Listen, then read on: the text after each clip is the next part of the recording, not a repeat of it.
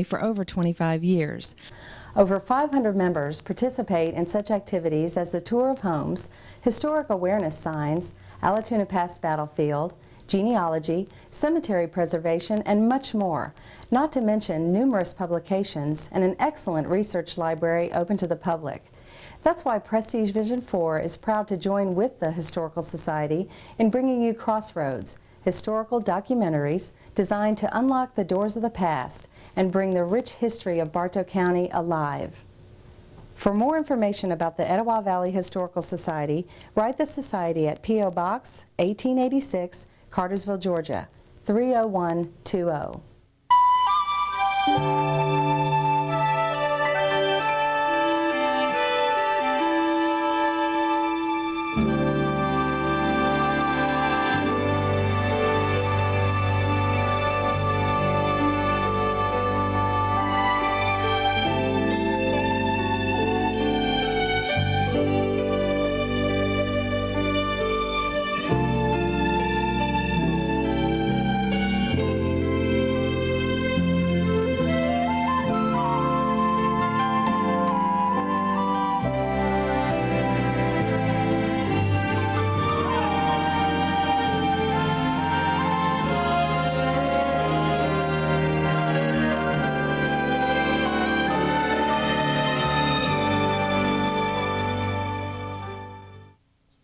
And Jesus went about all the cities and villages, teaching in their synagogues and preaching the gospel of the kingdom, and healing every sickness and every disease among the people.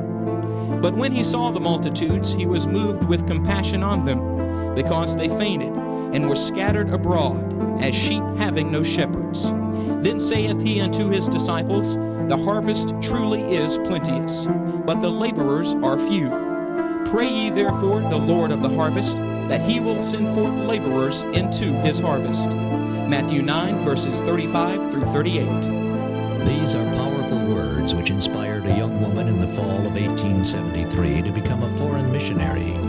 Thrust out by prayer, she left her life in Cartersville, Georgia, to become a veteran missionary in China. She would ultimately become the one to whom all other missionaries would turn for guidance. She was indeed a legend in her own time, and today a symbol of missionary giving for all Southern Baptists. This woman's name was Charlotte Diggs Moon, but the world would come to know her simply as Lottie. As a young adult, she stood only about 4 feet 3 inches tall, but possessed a powerful personality and a strong will. She had blue eyes, dark black-brown hair, and a deep, rich, but gentle voice. Charlotte Diggs Moon was born December 12, 1840 in Albemarle County, Virginia, to Oriana Barclay Moon and Edward Harris Moon. Lottie had a rich Virginia heritage, being born on a large 3,000-acre plantation known as Viewmont. Lottie's paternal grandfather, John Harris, who originally established Viewmont, buried his first wife, Frances, on March 6, 1816. John's second wife was Sarah Coleman Turner Barclay, a widow with 3 children and one yet unborn. At birth, this child would be named Oriana Maria and would ultimately become the mother of Lottie Moon. Upon John Harris's death in 1832, Viewmont would pass to Oriana Maria, but only upon the death of her mother in 1847. On October 16, 1830, Oriana Maria, or Anna Maria as she was often called, would marry Edward Harris Moon, the grandson of John Harris's sister Elizabeth Diggs. Both would reside at Viewmont. 7 children would be born to this marriage. They were Thomas Barclay Moon in 1831, Oriana Russell Moon in 1834, Isaac Anderson Moon in 1836, Charlotte Diggs Moon, or Lottie, in 1840, Sarah Coleman Moon in 1843, Mary Elizabeth Moon in 1848, and Edmonia Harris Moon in 1851.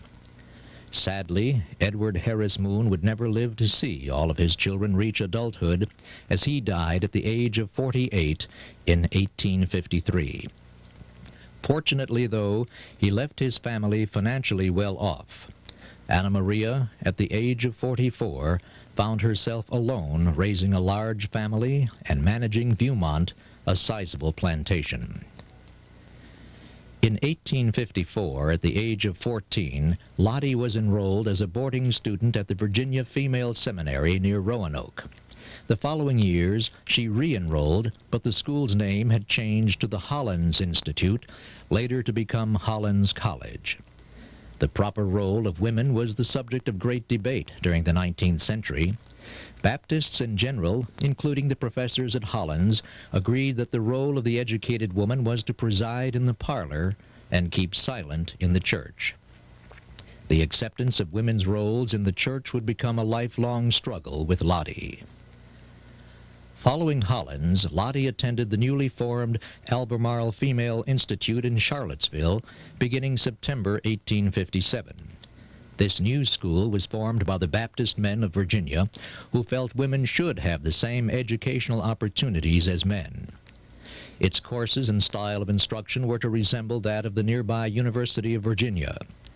Many of the female students there had been reared in the finest tradition of Christian culture. Although Lottie was one of those, she resisted the need to profess her faith and continually shied away from the church attendance. Lottie Moon was not unlike many young people and children today. Even though they grow up in a Christian environment under the influence of a family that attends church, often they're not attracted to spiritual things or often rebel, but usually the influence of Christian parents in that home environment does draw them back to the Lord later in life. In December 1858, Lottie unexpectedly attended a prayer meeting. Lottie stated that on the night before, she had been prevented from sleeping by the barking of a dog. While lying awake, she at last considered the condition of her own soul and determined to give the subject of Christianity an honest, intelligent investigation. On December 21st, 1858, Lottie made public her profession of faith in Jesus Christ during a meeting of the Charlottesville Church, which she joined. From that moment on, Lottie was a different woman, directing her energy and talents to serve the Lord. Dr. John A. Broadus, pastor of the Charlottesville Baptist Church, constantly reminded his young parishioners about the need for lifetime commitments to religious work. The call of the ministry was a frequent topic with him. Many responded to the call both as ministers and missionaries. Many were friends of Lottie. In fact, one of Lottie's closest friends, Julia Toy, married John L. Johnson, who along with Julia's brother, Crawford Toy, were appointed by the Foreign Mission Board of the Southern Baptist Convention to open its mission work in Japan. However, the Civil War would prohibit Johnson and Toy from fulfilling their plans. The lessons of Dr. John Broadus of the Charlottesville Baptist Church would have a lasting effect on Lottie. The desire to become a missionary would for many years to come consume her thoughts. The Foreign Mission Board was formed in 1845 specifically to enable churches to cooperate together to do missions at home and abroad. Prior to the Civil War, the circumstances really prohibited a great deal of growth. The earliest missionaries were already on the field when the Foreign Mission Board assumed their support. A couple of more were appointed in 1846, but really it did not grow very rapidly because of the economic situation in the South leading up to the war. Academically, Lottie was at the top of her class, proficient in Greek, Latin, Italian, French, and Spanish. She even studied Hebrew. Although the standard course for a degree at the Institute was 3 years, Lottie returned for a 4th. Before it was completed, Virginia had seceded from the Union, and the uncertainty of a civil war loomed. However, commencement exercises went off as scheduled. Lottie was one of 5 young women who were awarded Masters of Arts degrees due to their extra studies. These degrees were thought to be the first awarded women by a Southern institution. One of Lottie's classmates would write that Lottie has a mind and a wealth of knowledge that is the fortune of few women to possess. After graduation, Lottie returned home to her family's plantation at Viewmont. However, not long after Lottie's homecoming did the horror of war break out. The Confederates would need nurses, and Lottie answered the call, serving briefly in a nearby Charlottesville hospital. Her dreams of being a foreign missionary were dashed for the time being. Lottie Moon seemed to have a keen interest in missions from a very early age, especially after her conversion. But following her education, it was soon just before the Civil War. Her father had died. The family was struggling to keep their estate intact. Her widowed mother and siblings needed support. And so the priority was, of course, helping in that situation rather than pursuing an interest in missions. During 1862, Lottie transferred her church membership from Charlottesville to the Pine Grove Church at the Hardware Meeting House, since it was closest to Viewmont. Lottie would contribute her time as a Sunday school teacher. In October 1863, Lottie sought employment as a private tutor for a young girl in Valdosta, Georgia.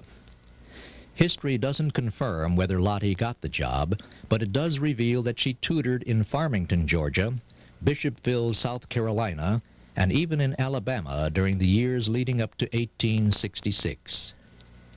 Lottie's family had survived the war, but were financially devastated, as were so many who had supported the Confederacy. Lottie felt a strong need to contribute support both to her family and herself. She needed a permanent teaching job, abandoning the notion of being a foreign missionary. Besides, the Foreign Mission Board would never appoint a woman. I don't think the lack of interest in appointing single missionaries had to do anything with an anti-feminist bias. It simply reflected the culture of the day. After all, this was before even women had the right to vote and were accepted in many roles in the workplace. Also, the mission field was a very harsh environment. In fact, the earliest single women missionaries were required to live with families overseas because it was very difficult circumstances that was thought not to be appropriate for single women.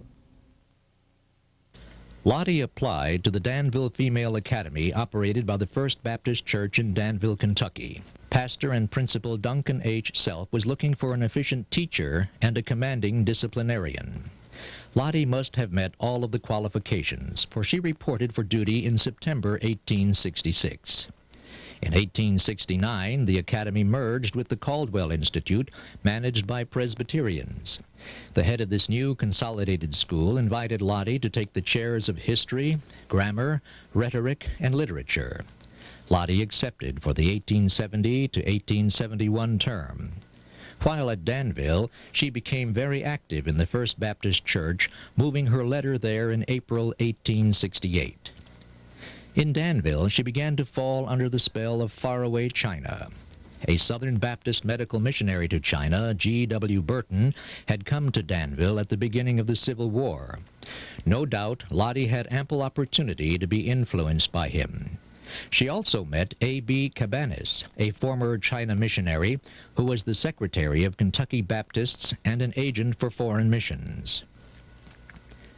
Hard times were steadily befalling Viewmont. Lottie's mother, Anna Maria, was unable to pay her mounting debt. She suggested in a letter that Lottie use her excess salary to help pay the debt in return for receiving title to part of the old plantation. Other family members were also called upon to do their part in protecting Viewmont from the creditors. Sister Sarah was in Bristol teaching. Sister Mary was with Lottie teaching at the Caldwell Institute. Sister Edmonia was at home looking after her mother along with her brother Isaac. Sister Oriana had become a doctor and was one of 2 Southern women to first earn medical degrees.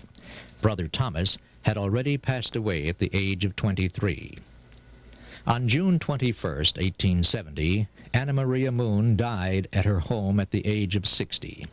The estate was heavily mortgaged, but some inheritance did befall Lottie.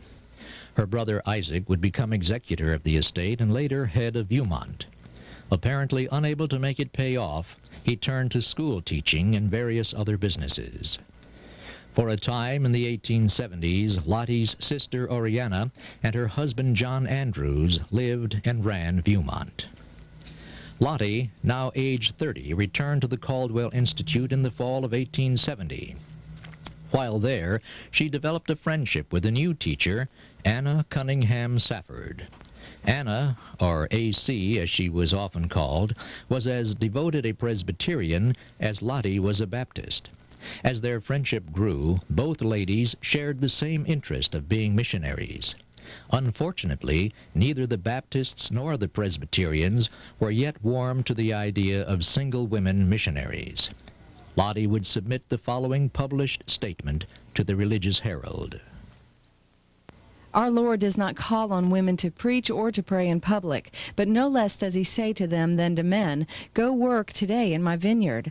Let this good work for which we are pleading be but inaugurated by our churches, and we predict that willing hearts and ready hands will be found, glad to offer themselves for a life of consecration. All such women would ask would be the assurance of modest maintenance. Lottie Moon. The Religious Herald was the news journal of Baptists of Virginia. Each state had their own news magazine, and in days when transportation and communication was quite limited, this was the primary means through which Baptists communicated with one another. And so it was a primary medium through which Lottie could express her views through letters to the editor, and this would reach the churches throughout Virginia. Lottie's distant cousin, a merchant in Cartersville, Georgia, by the name of Pleasant Moon, offered Lottie an opportunity to establish a girls' school. Recognizing a great opportunity for both herself and her good friend A.C. Safford, they accepted the offer and boarded a train for Cartersville following the 1870-1871 term at Danville. Pleasant Moon was a native of South Carolina before moving to Georgia around 1854 at the age of 28. He first settled in Cobb County before moving on to Cartersville. He became a successful merchant on East Main Street in Cartersville, operating a mercantile business. No doubt he stayed in touch with his distant Virginia relatives and had heard of successes that Lottie Moon had enjoyed in her educational career.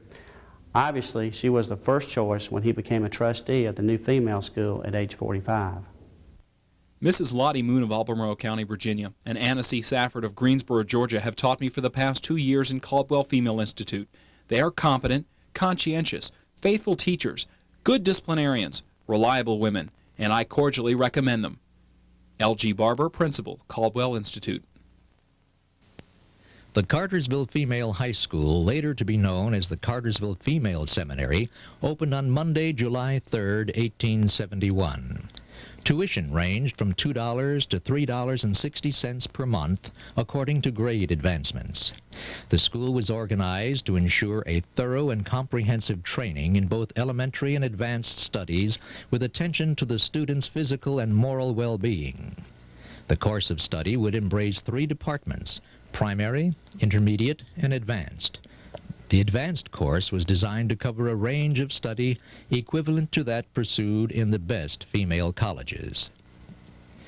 Since the early days of Cass County, Georgia, education was primarily taken care of in the home.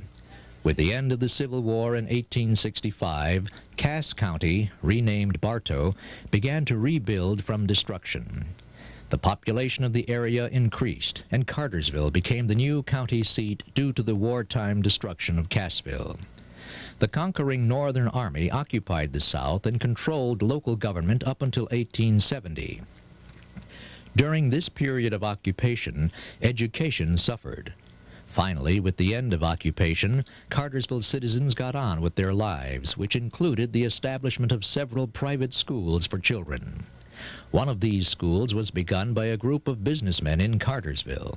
Together they appointed a group of trustees from their group to establish a private school for girls. Those trustees were J.R. Parrott, W.H. Gilbert, Abda Johnson, Pleasant L. Moon, and John W. Wofford. The school was located across from the Presbyterian Church. My parents moved to Cartersville, and I entered the girls' school, which Miss Safford and Miss Moon conducted in the old cannery near the Presbyterian Church. which has since been torn down to make way for a private residence. There were 3 rooms, 1 large and 2 side rooms. I remember Miss Safford as kind and gentle to her pupils, but I knew Miss Moon best as I recited most of my lessons to her. Miss Moon was in charge of the younger pupils, and I felt that she loved some of us. At least she often gave us cards of merit for good lessons. Mrs. W.P. Larimore, former pupil. Lottie and AC were very active in the Cartersville community, each serving as Sunday school teachers in their respective churches. AC was especially active writing articles for the local newspaper. Together they shared an apartment in a small house which fronted Bartow Street just behind the Presbyterian Church. Unfortunately, that house was torn down in the late 1980s. The school building they taught in was located in an old converted cannery building. Many people believe it was in a location across the street from the Presbyterian Church. Others say it was just east of the Presbyterian Church. Both sites would front Main Street. Unfortunately, we really can't document where it was at this time. The first commencement exercise of the Cartersville Female Seminary was held in June 1872. It commenced with a sermon from the Reverend William H. Felton at the Methodist Church from the text, God with Us. Approximately 60 young ladies, along with Mrs. Moon and Safford, proceeded from their schoolroom to the church in double file. Dr. Felton held the audience spellbound for the space of about 45 minutes. His appreciation of the high and holy mission of women, sanctified by divine grace, was a fitting tribute to the young ladies present. The Cartersville Female School was a community school. It was not just associated with the Baptist or the Presbyterians. This is witnessed by the fact that the commencement exercises for the 2 years that Lottie Moon taught at the school were held at the Methodist Church here in Cartersville. The second session of the Cartersville Female Seminary would begin on Monday, August 5th, 1872. This, however, would be the last session for both Lottie and A.C. Facts and figures submitted to Colonel Walford prove that although the numerical success of the school has been most remarkable and gratifying, yet that in a pecuniary point of view it has not been remunerative. Unless the pecuniary returns of the school should be greater during this present session than they have been in the past, we should not feel justified in continuing our connection with it. No businessman would persevere in a business which brought him a bare support. Lottie Moon, November 1872. The Reverend R.B. Hedden of the Cartersville Baptist Church would attend a meeting of the Middle Cherokee Baptist Association held at the Uthkaluga Baptist Church in Adairsville in February of 1873. There was a general meeting in Adairsville. It was a rainy spell, and a few of the brethren were there. During the morning session, the moderator was asked this question for the brethren to discuss. Is it binding upon us of today to pray for God to send forth laborers into the harvest? The brethren there prayed for laborers and pledged themselves to continue to pray. The next Sunday I preached from that text. On the next to the front seat sat a young woman. That woman was Miss Lottie Moon. R.B. Hedden. That sermon was so inspiring to Lottie that she spent the entire afternoon praying in her room. She would later write to Dr. Hedden saying that the sermon preached had aroused her, and in the missionary field she had found her life work. On June 2nd, 1873, Lottie and A.C. submitted their resignation to the board of the Cartersville Female Seminary. Having resolved ourselves to devote ourselves to the work of foreign missions, we must respectively tender our resignation of the position we have occupied for the past 2 years as teachers in the Cartersville Female Seminary. Called elsewhere by an imperative sense of duty, we would, under the circumstances, request a release from our engagement to you as a favor, but for the fact that the terms of the lease entitle us to exercise the right of resignation. Such being the case, we were free to carry out the cherished desires of years, and some months ago entered upon a correspondence which has issued in the resolve mentioned of giving ourselves to the work of foreign missions. Lottie Moon. Since January 1873, Lottie remained in constant contact with the Foreign Mission Board in Richmond. A year earlier, after a change in leadership, the board had relented on their policy of not appointing women as missionaries. Lottie's sister, Edmonia, had immediately applied upon hearing the news and was appointed a missionary on April 9, 1872. This was not a complete surprise to Lottie, as Edmonia had revealed her dream of being a missionary while out riding horseback together at Viewmont in 1870. By June, Edmonia was in China, and her letters to follow stirred the anxious emotions of Lottie. I cannot convince myself that it is the will of heaven that you shall not come. True, you are doing a noble work at home, but are there not some who could fill your place? I don't know of anyone who could fill the place offered you here. In the first place, it is not everyone who is willing to come to China. In the next place, their having the proper qualifications is doubtful. Edmonia Moon. New leadership often does bring changes in policies, but this was also a time when there was a great influx of missionaries going to the fields, new opportunities were opening overseas, and there were many needs, such as schools, which women missionaries could adequately fill. A.C. Safford wrote to her relatives about her plans to become a Presbyterian missionary. This thing is not the romantic resolve of a young, foolish heart. It is the result of prayerful deliberations by a matured woman who has known much of life. A.C. Safford. Even though the female seminary had not been profitable, both Lottie and A.C. were proud of their accomplishments. Commencing 2 years ago with 7 pupils, our number has steadily increased. The school building, which was unfit for occupancy, has been repaired and rendered comfortable. An enclosure around the building has secured the pupils' space for exercise and recreation. In maps, charts, apparatus, and school furniture, we have provided at our own expense all the necessary appliances for a first-class school. We have spared no expense and have drawn on our own private resources in order to place the school in the front rank of similar institutions. It is proper to mention that through the untiring energy of Miss O.L. Verdery, aided by her music class, an organ and a carpet have been purchased which will remain the permanent property of the school. Lottie Moon. Dear Mrs. Moon and Safford, we have yours of the 2nd tendering your resignation as teachers in the Cartersville Female Seminary. Your stay with us has been pleasant and your work a good one. We part with you reluctantly and with regret, but as your sense of duty calls you to another field of labor, we accept your resignation. You have correctly set forth the conditions of the lease quoted by you. Wishing you health and prosperity wherever inclination or fortune may carry you, we are your friends. John W. Wofford. The words printed in the Standard and Express on June 5, 1873, summed up the sentiments of the entire community. We would express sentiment of their numerous patrons, which we say that we very much regret that they have determined upon this course. But we never knew any teachers who were more greatly beloved by patrons and pupils, and the thought of their leaving us for so distant a land causes a feeling of sadness and regret to fill our hearts. May heaven's richest blessings attend them wherever they may go. J.W. Harris, editor. According to Catherine B. Allen in her book, The New Lottie Moon Story, Lottie and A.C. broke the unpleasant news of their plans to their students on June 2nd. Lottie was loved by her little students. She was hardly bigger than they were. Her jolly disposition took the edge off her strict discipline. Her methodology was to make learning fun and give rewards rather than punishment. During the day's concluding lectures, Mrs. Moon and Safford stood at the rostrum and announced their plans to be missionaries to the heathen in faraway China. As the students comprehended this thought, they dissolved to tears. One student later wrote, "For us younger ones, death seemed to have entered our school." Commencement exercises for the school year ending were held at the Methodist Church at 4 o'clock on June 8th.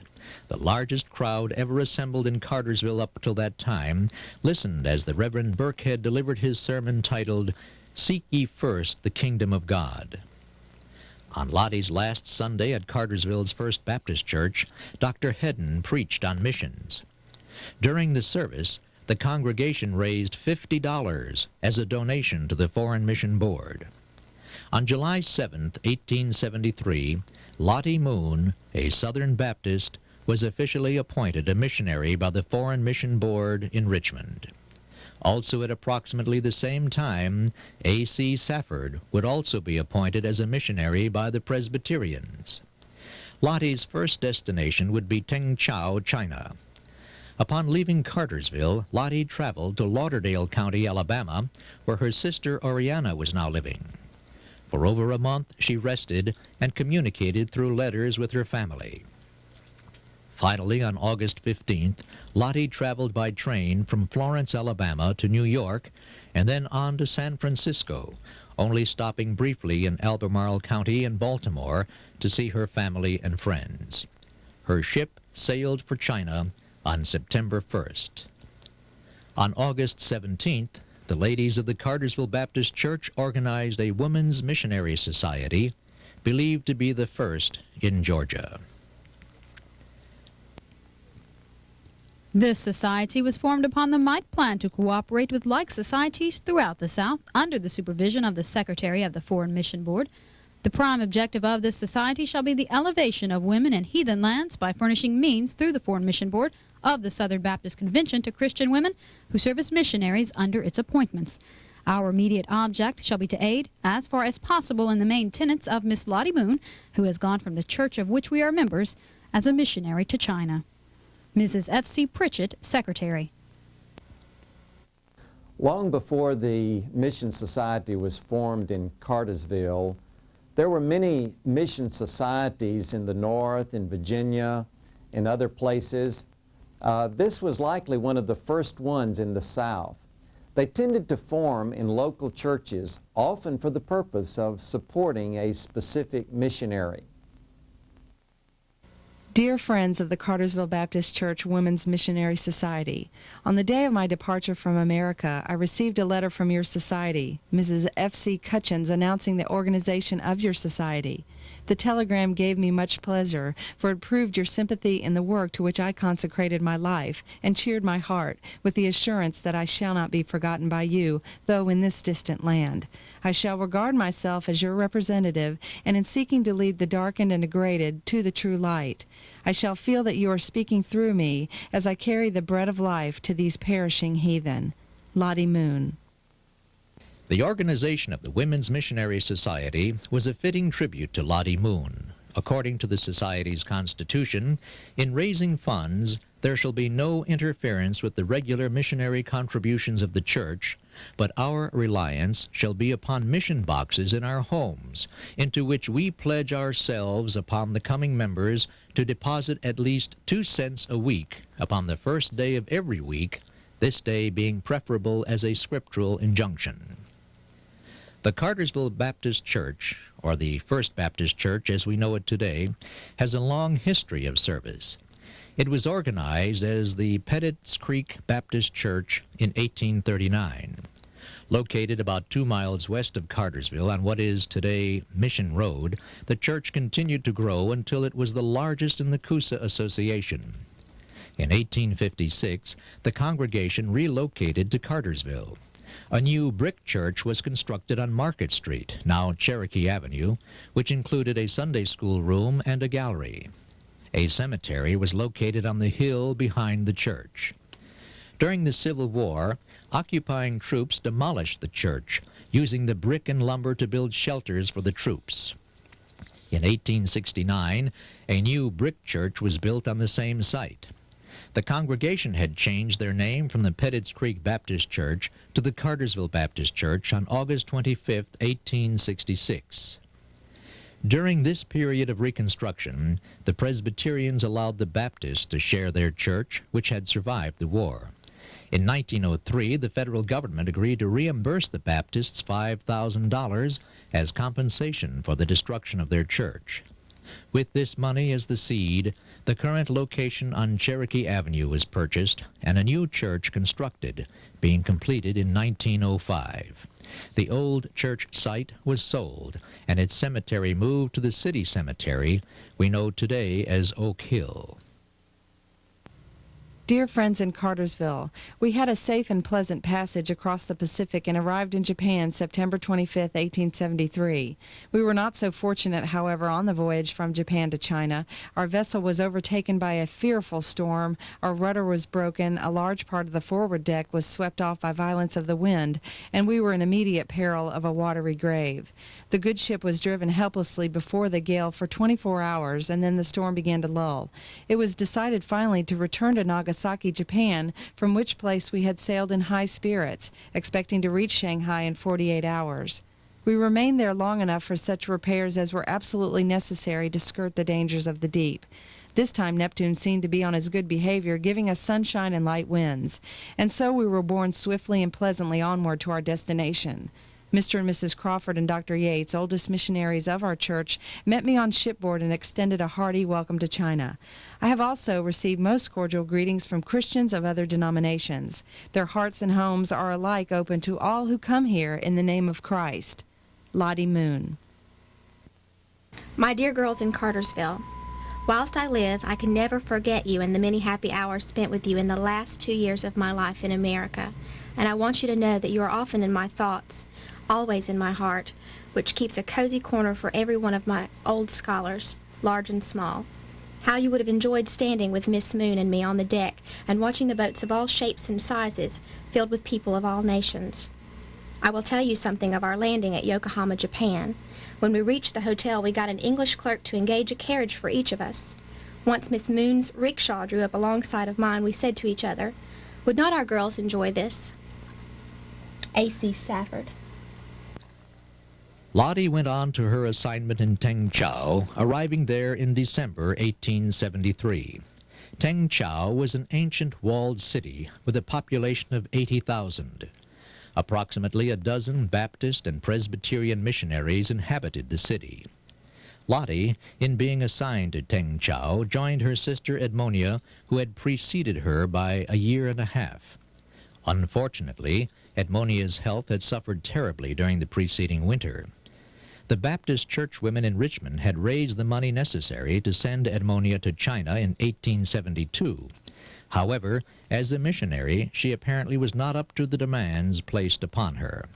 Lottie accompanied her sister home in December of 1876. Edmonia never to return to missionary work.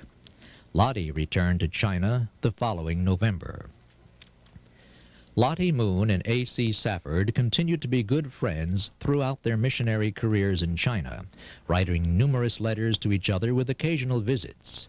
As a Presbyterian missionary, A.C. was sent to Suzhou, where she was regarded as not only an excellent missionary, but as a fierce businesswoman and the founder of a periodical called Women's Work in China. Although the careers of both had taken them far away, they never forgot their friends in Cartersville. How well I remember the forms and faces of the girls. How the last morning I met you in the old schoolroom, I silently studied each countenance before me, with the long, long look those who are about to be parted from their dear ones for years always take. The photographs I thus made have crossed the ocean with me, and this afternoon my quiet Chinese study is peopled by memory, and I'm going to have a chat with my old pupils. A.C. Safford. Miss Moon's first decade in China amounted to a long period of personal adjustment. The customs of China were contrary to those she had been taught, and the language barrier would have to be overcome. For several years, Lottie remained close to Tengchao, establishing a girls' school as one of her first tasks.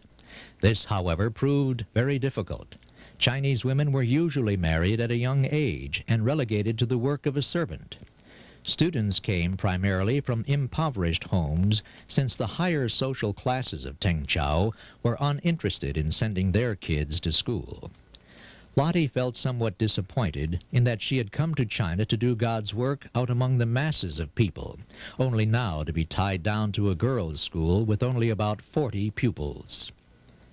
The foot-binding issue was a constant trial with Lottie. She did not care for this custom at all and was very outspoken to the Chinese on the matter. Foot binding was a process begun at a girl's young age.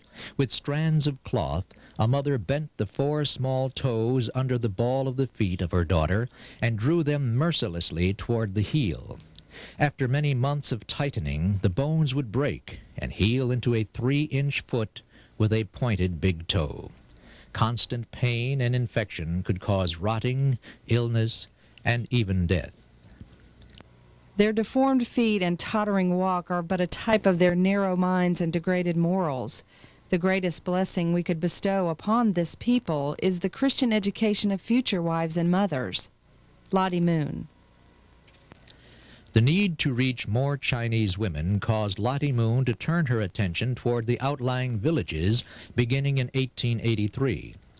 In contrast to the hatred and distrust found among many of the urban Chinese, it was often possible in these villages to draw eager crowds. Also, there was more freedom from traditional Chinese customs. In December 1885, Lottie ventured alone into the prosperous Ptingku-Chou Valley, some 115 miles west of Tingchao. She had been advised not to go where there were no male missionaries to protect her. It is not fitting for us to trust men rather than God. What is there to fear if God be with me? Lottie Moon. Lottie would continue to live in Tingtu for 5 years through 1890, returning occasionally to her home in Tingchao. I am more and more impressed by the belief that to win these people to God, we must first win them to ourselves. We need to go out and live among them, manifesting the gentle and loving spirit of our Lord. We need to make friends before we can make converts. Lottie Moon. Well, as Lottie Moon began to reach out into the Pingdu area, she had gone to China as a teacher, but she was intrigued by the villages, the spiritual hunger and needs of the people, and the men missionaries were very limited. They were often dominated by their administrative responsibilities in the schools and institutions, and so Lottie assumed the responsibility and just began to venture out into the villages in an evangelistic ministry, primarily among the women and children. Lottie constantly wrote home expressing the need for more missionaries, especially women.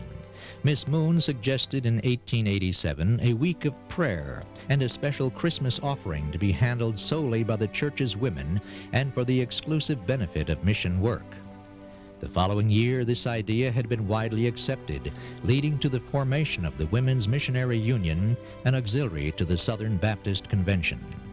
This group's first undertaking was the solicitation of an 1888 Christmas offering. Enough money was raised to send 2 new missionaries to the Ptingtu-Chou Valley.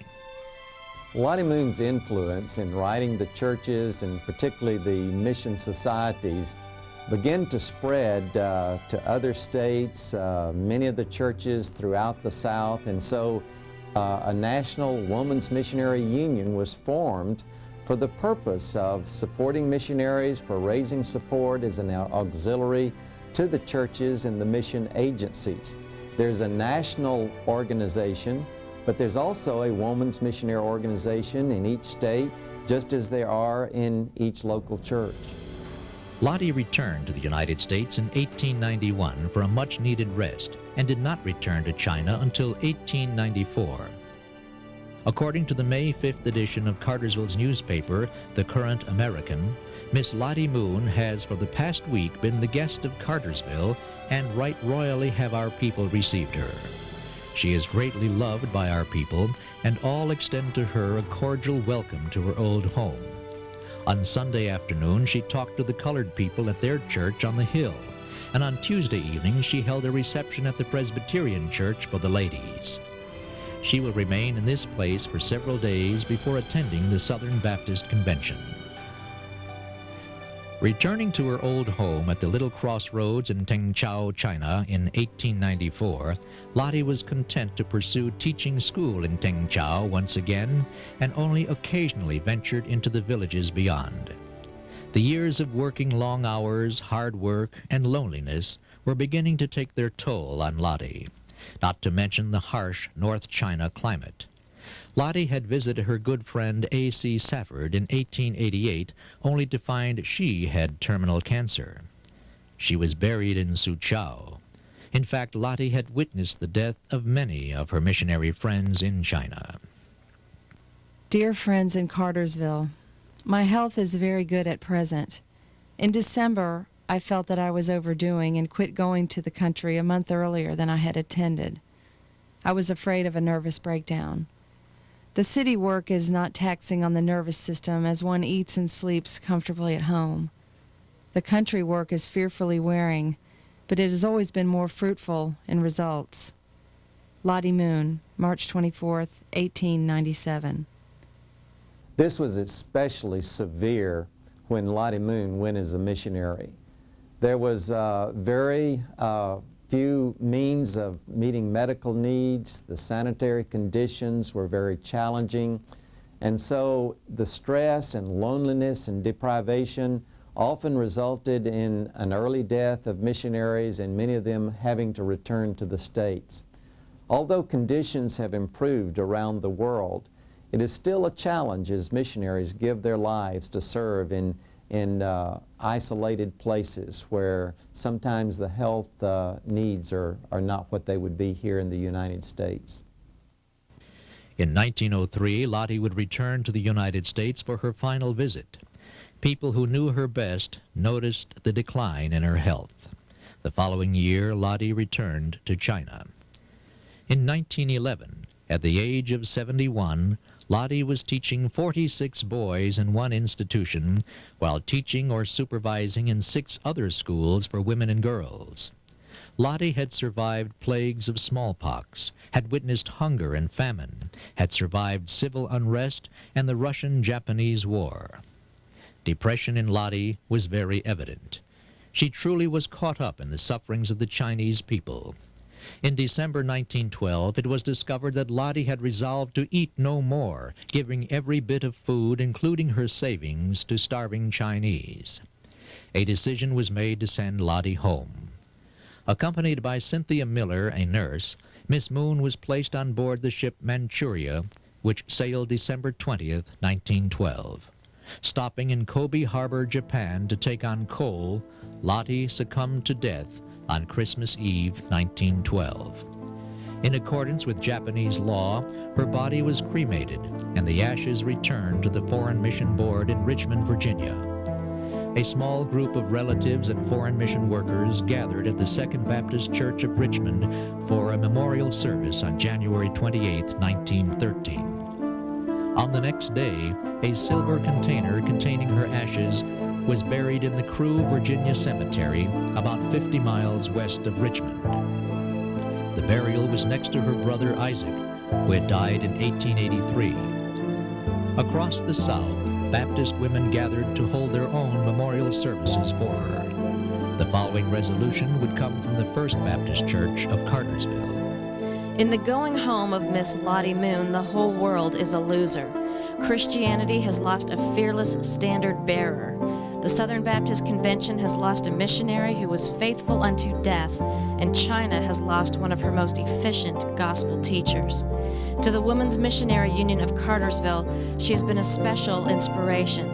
Going out from this church for 40 years, her life of sacrifice has been an object lesson and a beckoning star to lead us on and up. Therefore be it resolved that we recognize that the vineyard is the Lord's and the laborers his, and that the master of the vineyard knows the time for the removing of his own to their reward. Therefore, while we deeply deplore her loss, that we look forward to the time when we shall again clasp hands in the great beyond. Be it further resolved that now Miss Lottie Moon's life and work is swallowed up in Christ, that as a society we press on with greater zeal, and that we pray the Father to send forth others to lift his banner in China, and let us give greater zeal to perpetuating the Christmas offering which she instituted.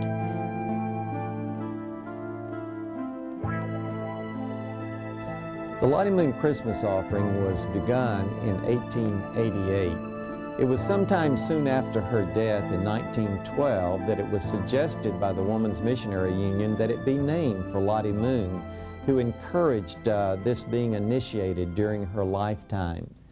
The Lottie Moon Christmas offering provides 47% of the missionary support and overseas budget of the Foreign Mission Board. The goal for 1995 and 1996 was $100 million. The year 1940 brought the unveiling of a monument in front of the current First Baptist Church, which reads as follows. Erected by the Georgia Baptist Women's Missionary Union to the memory of Lottie Moon, who went from the First Baptist Church of Cartersville in 1873, serving as a missionary to China until her death in 1912. More recently, another marker honoring Miss Moon was erected in 1991 in front of the old church building where she worshiped, now a private residence. This marker was erected by the Georgia Baptist Historical Commission. It rejoices my heart to know that the gifts from the Women's Missionary Society of the First Baptist Church in Cartersville to foreign missions are offered unto the Lord and not to men. I am sure that the blessing of God rests upon you and your efforts. I heartily thank the members of the Society for their kindly remembrance of me through all these years. Lottie Moon.